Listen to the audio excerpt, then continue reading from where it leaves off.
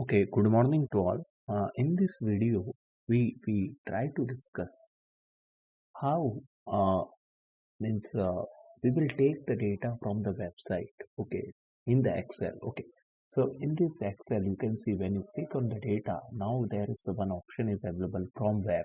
Okay, so I'm just opening the one web that is the everyone is known moneycontrol.com.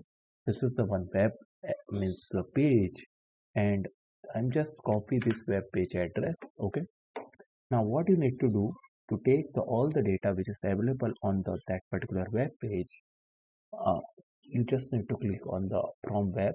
Okay, then just paste this means whatever the URL means that data you want to capture in your Excel. So just means paste that URL.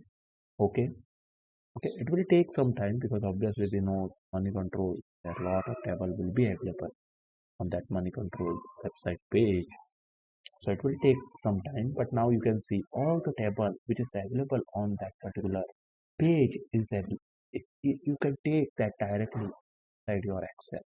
Now you can see what is the dividend of a particular organization. These are the means what are the means Nifty 50 price today, what are the percentage change, what is the Sensex, what is the bank, what is the IT.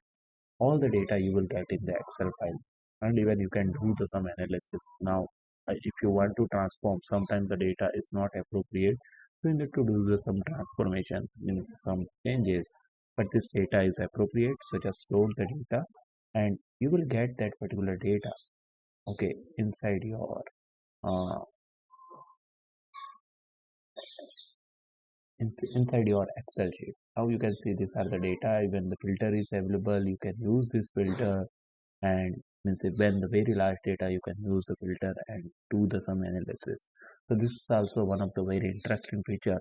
There you can take data directly from the website page inside your Excel. So this is about the very important feature you should explore. Thank you.